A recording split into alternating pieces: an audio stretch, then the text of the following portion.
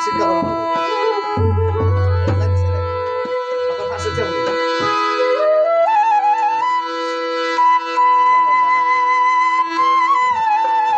ঠান্ডা লাগে